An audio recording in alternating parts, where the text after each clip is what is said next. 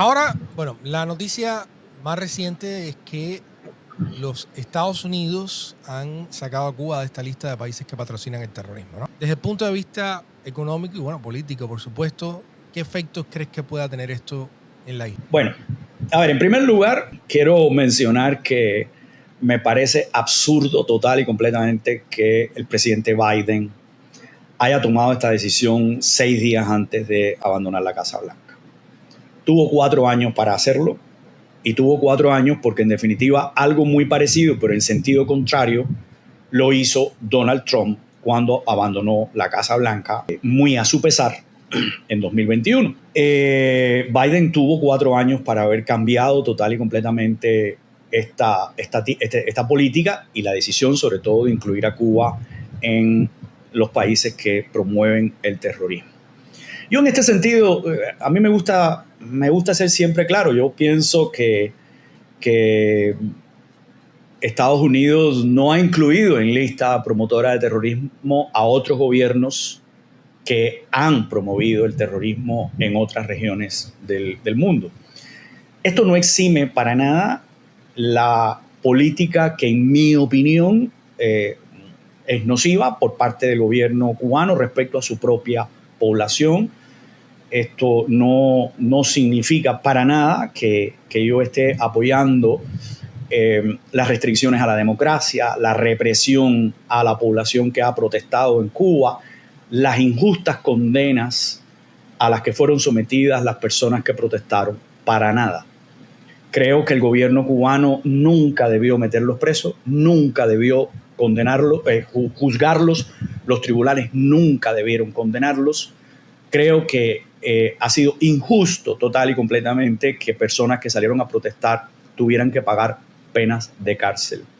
Y me parece además ilógico que el mismo día que se anuncia la sacada de Cuba de la lista de países promotores del terrorismo, el gobierno cubano anuncie que se van a producir liberaciones de algunos presos, sin decir qué tipo de presos, y por intercesión de la Iglesia Católica. Y luego uno se entera que el ministro de Relaciones Exteriores de Colombia dice que el gobierno colombiano intercedió ante el gobierno de los Estados Unidos porque Colombia fue quien pidió en el anterior gobierno que Cuba fuera incluida en la lista de países promotores del terrorismo cuando Cuba se negó, cuando el gobierno cubano, me gusta hacer esta distinción, se negó a entregar a los terroristas, que son terroristas sin duda alguna, del ELN, que estaban participando en un proceso de negociaciones que se frustró en La Habana. Sí, un proceso de negociaciones en La Habana que se frustró. Ahora, dejando esto claro, que me parece fuera de tiempo la decisión, creo que es una decisión positiva. Creo que es una decisión positiva porque todo lo que signifique menos presión para el pueblo cubano, en mi opinión, es bienvenido. Todo. Y yo he sido siempre un opositor a la ley. He sido un opositor a las sanciones económicas de Estados Unidos contra Cuba, porque no son sanciones económicas contra el gobierno cubano o contra funcionarios específicos del gobierno cubano. Son sanciones contra todo el pueblo de Cuba, contra todos los cubanos que hemos nacido en Cuba, de las cuales incluso no quedan eximidos ni siquiera los cubanos que residen en los Estados Unidos, que de alguna u otra manera se ven presionados en sus relaciones con sus familias residentes en Cuba. Ahora, ¿qué puede cambiar en términos económicos esto? La verdad es que no lo sabemos, porque el día 20, es decir, el próximo lunes, llega la administración Trump a la Casa Blanca. Llega Marco Rubio a la Secretaría de Estado. Y si bien es cierto que muy probablemente no se pueda desmontar la medida en cuestión de días, podría pasar en cuestión de meses con una nueva evaluación del proceso y lo pueden volver a incluir sin ningún tipo de problema. La realidad es que podrían, de todas maneras, no tomar ninguna medida en función de cumplir con esa decisión. Me explico. La decisión supuestamente saca a Cuba de la lista de países promotores del terrorismo. Por ejemplo, eso afecta a todos los cubanos que tenemos ciudadanía de otro país que no se ve obligado a pedir visa, sino que mediante el Electronic System Travel Authorization podemos entrar a los Estados Unidos con una ESTA por 2 años. Eso desapareció cuando la administración Biden implementó la decisión tomada por Trump. Ni siquiera otros gobiernos habían aplicado esta medida antes. Y la administración Biden tomó la medida. Esta medida, por ejemplo, permite que empresas cubanas tengan negocios con Estados Unidos o que puedan desarrollar actividades o con empresas que se relacionan con ellas puedan desarrollar actividades sin tener la persecución de la OFAC, etc. Bueno, hay que ver si eso se implementa. En general, me parece la medida positiva. Me parece a destiempo. Creo que no debió perderse tanto tiempo en esto. Pero a mí me gustaría dejar claro lo que he dicho muchas veces. Las sanciones económicas de Estados Unidos afectan. Y he explicado en varias oportunidades de qué manera incluso afectan a las personas sencillas. Y aquí lo puedo volver a repetir. En una ocasión tuve que hacer una transferencia de un dinero que dejó un cubano fallecido. Tuve que hacer una transferencia a un familiar suyo en otro país y no pude hacerlo, a pesar de que la persona no residía en los Estados Unidos. No residía en Cuba, residía en Chile. Tuvimos que enviar ese dinero a su tía, nacionalizada chilena, que entonces sí pudo recibir el dinero. Es decir, este tipo de cosas uno se las pregunta y dice, ¿pero cómo es posible? Bueno, pues sí es posible. Yo quise cambiar mi cuenta bancaria de nómina, donde yo recibo la nómina de mis pagos como profesor universitario. Cuando fui al banco donde quería hacerlo, no me lo admitieron. ¿Por qué? Porque dice en mi identificación que yo nací en Cuba. Entonces, por Dios, a mí que no me digan que la ley Helms-Burton no afecta a los cubanos. Claro que sí afecta a los cubanos. Afecta a los cubanos de a pie. Ahora, tampoco acepto que me digan que los problemas económicos que sufre Cuba, el nivel de empobrecimiento de la población que tiene Cuba, el subdesarrollo pronunciado que ha tenido Cuba en los últimos años es el resultado de las sanciones económicas, porque eso no es verdad.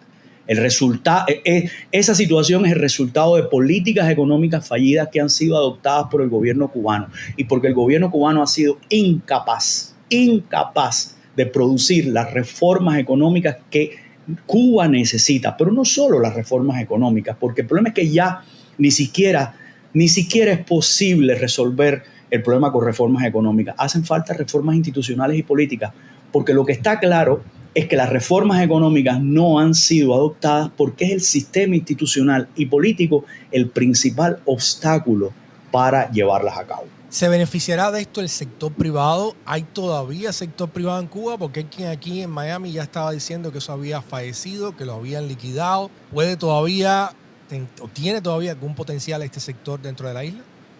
No, yo creo que el sector privado es el que tiene potencial dentro de la isla. Entre otras cosas porque la empresa estatal sigue maniatada por una serie de mecanismos de decisión de la Administración Centralizada de la Economía que cercena la independencia y la autonomía económica y financiera de las empresas estatales. El Estado cubano carece de fuentes de acumulación suficientes para garantizar las transformaciones tecnológicas y financieras que necesitaría la empresa estatal.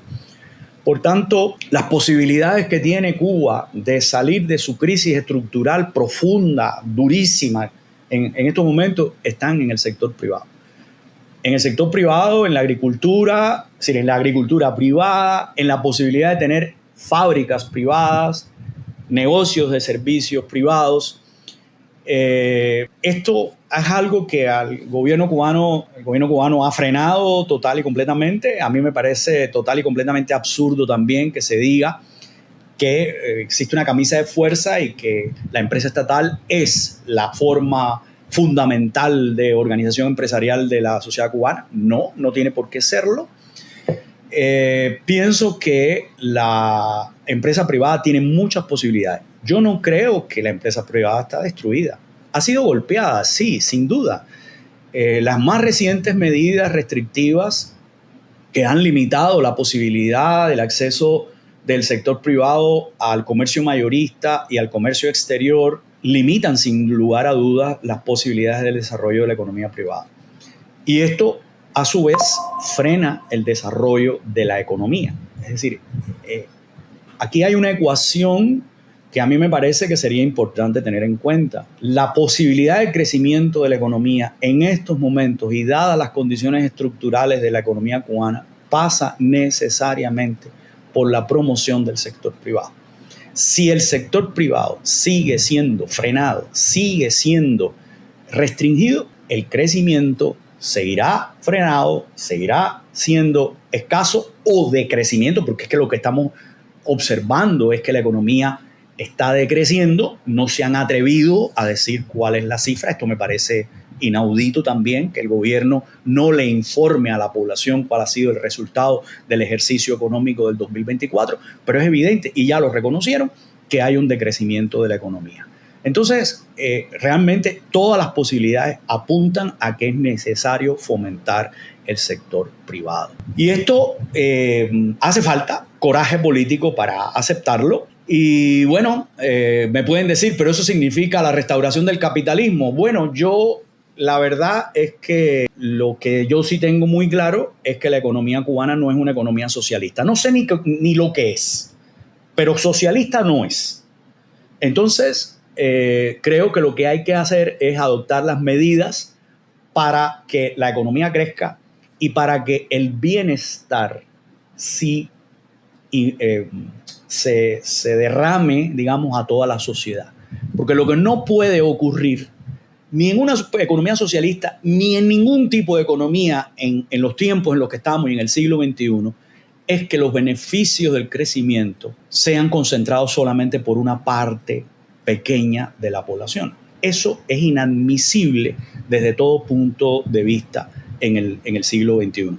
Es inadmisible en cualquier sociedad, pero específicamente en el siglo XXI es inadmisible que esto se produzca. Entonces, todo lo que conduzca al mejoramiento del nivel de vida de la población, al mejoramiento del bienestar de la población, bienvenido, bienvenido. Ahora sí, hay que tener coraje político para adoptar ese tipo de medidas y además tener la capacidad para que el Estado regule todo este proceso con transparencia, con lo que en inglés se denomina rule of law, es decir, con el Estado de Derecho funcionando plenamente, con leyes que se cumplan y no que se violen todos los días. Entonces, yo pienso que esta medida puede impactar favorablemente no solo al sector privado, sino a la economía en general, pero siempre y cuando se tomen las medidas que implican esta sacada de Cuba de la lista de países promotores del terrorismo. El tema del título tercero, perfectamente Trump lo puede restablecer en cualquier momento. Es decir, la verdad es que es muy lamentable. El título tercero es una cosa muy particular, porque yo lo critiqué cuando Trump levantó ese waiver, o sea, para no aplicar este título tercero, que es en definitiva, para la audiencia que nos escucha, que las personas que reclamaron propiedades confiscadas por el gobierno revolucionario cubano tengan la posibilidad de llevar a tribunales, a cortes, a empresas que hagan negocio con las empresas cubanas que se apropiaron o en este momento explotan esas propiedades confiscadas. Pero la extraterritorialidad.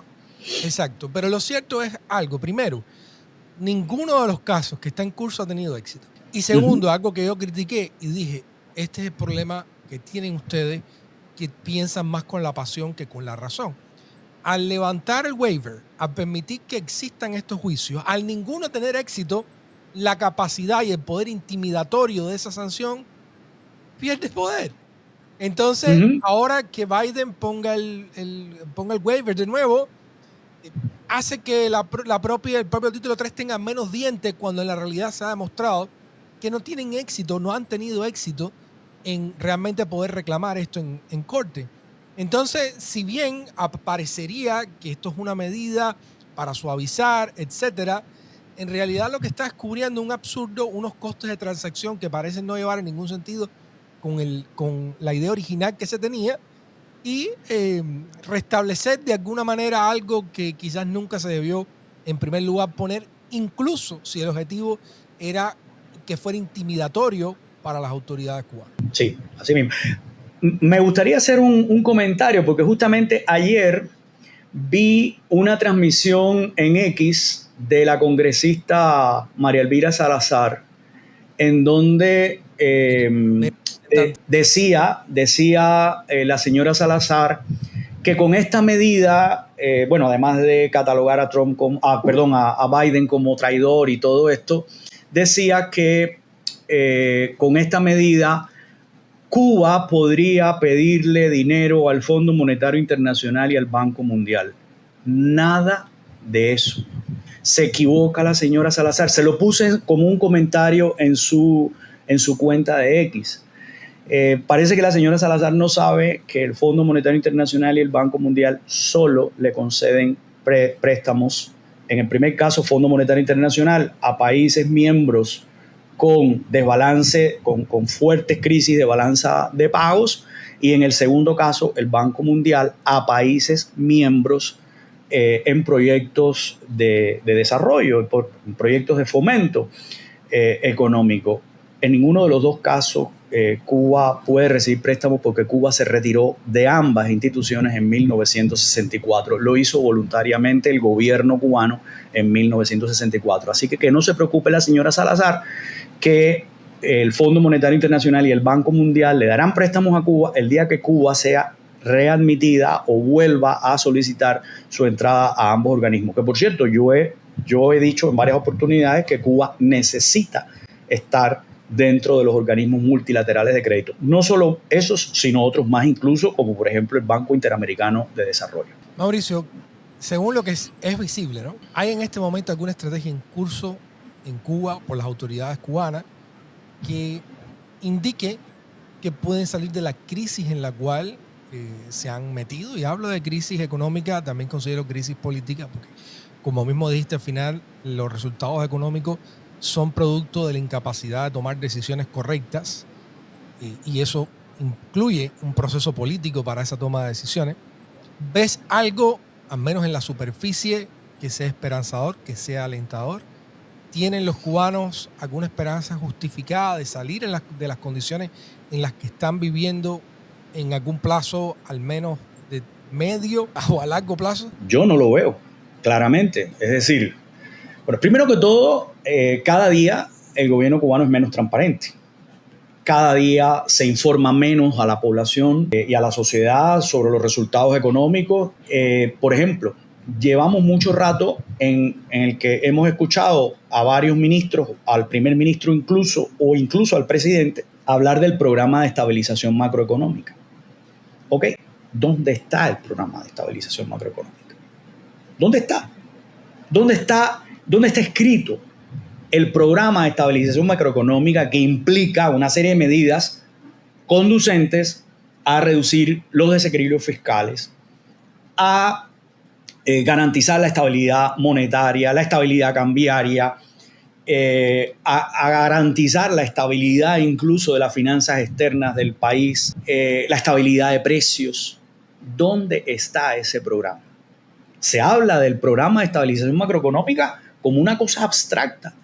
Y no hay nada abstracto en un programa de estabilización macroeconómica. Un programa de estabilización macroeconómica requiere una serie de medidas concretas. ¿Dónde están las medidas concretas para incentivar el desarrollo de la producción? ¿Dónde están esas medidas? ¿Dónde están las medidas para incentivar el desarrollo de la agricultura, el desarrollo del sector agropecuario, el desarrollo de la industria? ¿Dónde? No hay información absoluta. Hay apelaciones a trabajar mejor, a trabajar más. Llevamos 60 y pico de años en esa historia y sabemos que así no funciona la economía. Entonces, yo personalmente no veo ninguna medida en esta dirección. Por ejemplo, recientemente el primer ministro habló de la necesidad de establecer una tasa de cambio flexible. Lo dijimos varios economistas desde el día 1, desde el día 0 del ordenamiento monetario, dijimos que una tasa de cambio fija, sobrevaluada, no funcionaría y traería consecuencias peores que las que se pretendían solucionar. La vida nos dio, lamentablemente, la razón, y digo lamentablemente, porque significó el deterioro del nivel de vida de la población cubana. Y la verdad es que no siento alegría ninguna por ello, todo lo contrario. Lo que pasa es que, sin duda alguna, en ese momento tomaron medidas irresponsables y se empecinaron en una concepción administrativa de la dirección económica, pero además administrativa de UCASE, sin tener en cuenta la objetividad de las leyes económicas. Entonces, la tasa de cambio flexible es una buena medida. Ahora, partiendo de qué nivel, cuándo es que van y de qué manera van a intervenir el mercado cambiario para no, ojo, intervenir el mercado cambiario no para controlarlo, que es lo que quieren y es lo que dicen que quieren hacer. No, el mercado cambiario hay que intervenirlo para regularlo, para volverlo transparente, para permitir que las reglas del mercado funcionen adecuadamente y no con las mordazas que constantemente están acostumbrados los burócratas a imponer a los actores económicos. Entonces yo realmente no tengo esperanzas ninguna. La última sesión de la Asamblea Nacional no arrojó ninguna luz de un programa económico medianamente sensato para conducir a una recuperación de la economía cubana. Entonces, bueno, al menos lo que vimos, ¿no? Yo no sé lo que estará discutiendo el Consejo de Ministros. No lo sé. No lo puedo saber. Pero lo que nos enteramos, los mortales, eso no nos indica nada bueno. Mauricio, dame alguna nota positiva. Entre Trump en los Estados Unidos y el inmovilismo en Cuba, vamos a cerrar. A ver, dime algo que nos pueda dar esperanza. Algo que nos pueda dar esperanza. Bueno, yo creo que la esperanza es lo último que se pierde.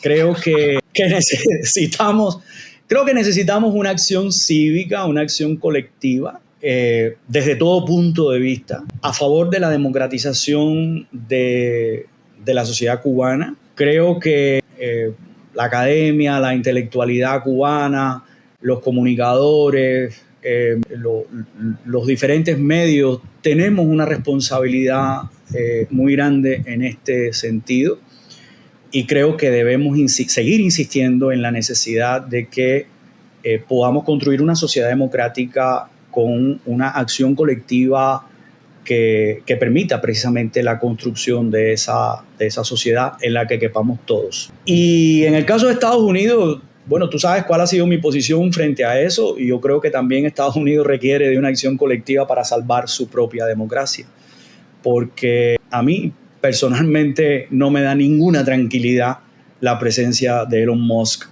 en las autoridades cercanas al presidente de Estados Unidos, el mismo presidente, es decir, con ese tipo de anuncios explosivos, eso a mí no me da tranquilidad. La esperanza que yo tendría en este sentido es precisamente la solidez institucional, pero incluso la solidez institucional de los Estados Unidos está severamente en entredicho con la aglomeración de poderes con las que vamos a enfrentarnos a partir del día 20 de enero, ¿no? Yo creo que a ver, nada bueno cae del cielo, ni nada malo. Bueno, en fin, bueno, sí pueden caer del cielo cosas malas, a veces las tormentas y todo este tipo de cosas. Pero lo que quiero decir es que las bondades de la vida no caen del cielo, hay que construirlas y creo que la sociedad tiene una gran responsabilidad. Esto no depende de individuos particularmente, depende de una acción colectiva. Depende de una acción colectiva, de la responsabilidad que cada uno de nosotros como ciudadanos del mundo asumamos por esta casa común, porque es que lo que tenemos que tener en cuenta es que esto ya no es un tema de Cuba, Estados Unidos, Dinamarca o Groenlandia. No, esta es la casa común, la única que tenemos, que es el planeta Tierra. Hasta ahora no tenemos otro. Entonces, tenemos que tratar de que esta casa común esté lo más limpia posible y sea lo más vivible posible. Entonces, el llamado que yo diría es que, bueno, en la medida que como ciudadanos, como sociedad, seamos capaces de mover una acción colectiva a favor de los valores democráticos, de las libertades, del respeto al otro, eso creo que traerá consecuencias positivas. Pero nadie nos los va a dar. Ese es un punto excelente. Cada cual tiene que tomar responsabilidad por sí mismo y en vez de criticar a los demás, ver qué está haciendo esa persona. Mauricio, oye, muchísimas gracias. Muchísimas gracias a ti y por compartir acá con nosotros. Éxitos en todos los proyectos, éxito a Cuba por Cuba. Invito a los amigos que te visiten ahí en las redes sociales de Cuba por Cuba. Si pudieras comentar cómo te pueden seguir o cómo pueden suscribirse al canal. No, es muy fácil. Tenemos, claro, la página sí está bloqueada lamentablemente en Cuba.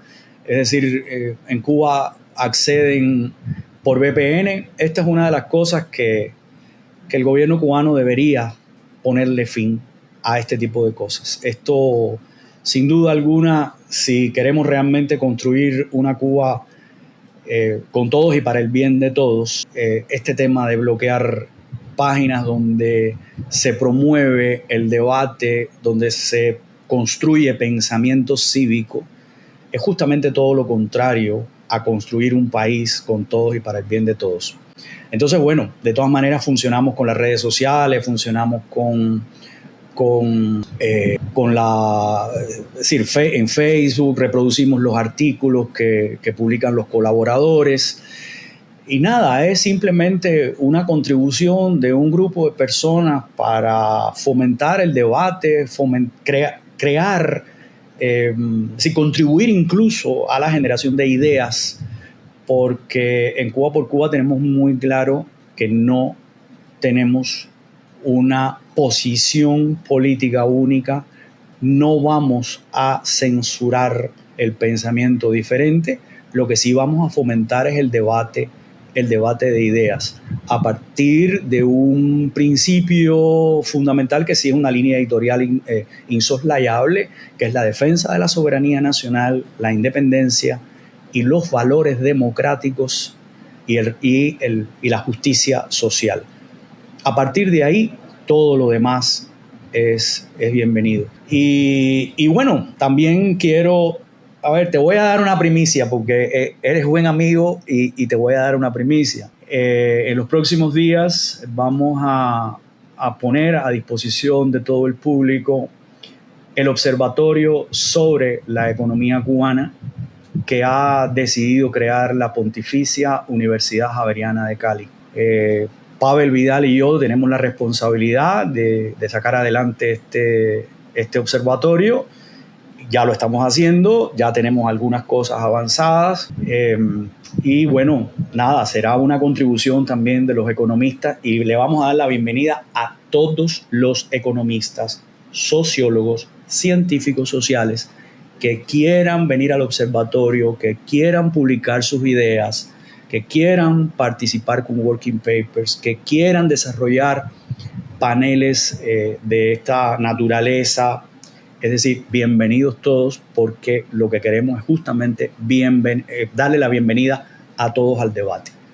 A un debate para construir sociedad, para construir pensamiento. Así que bueno, esta será una línea que es fundamentalmente académica, eso sí, lo aclaro. El Observatorio sobre la Economía Cubana tendrá una misión eminentemente académica. Y va a desarrollar publicaciones desde el punto de vista académico. Tenemos un semillero de estudiantes, un semillero justamente de estudios sobre Cuba. Y nada, con esto nos unimos a una serie de proyectos que en este sentido existen, pero insisto en el carácter eminentemente académico de este observatorio. Muchísimas gracias. Éxitos doble ahora, porque veo que ya otra institución más se suma a contribuir a pensamientos sobre Cuba, y eso creo que debe ser algo, para alegrarnos todos los cubanos. Un abrazo fuerte, Mauricio, y bueno, esperemos tenerte por aquí pronto de nuevo. Cuando quieras. Con mejores noticias. Ojalá. Un abrazo. Un abrazo.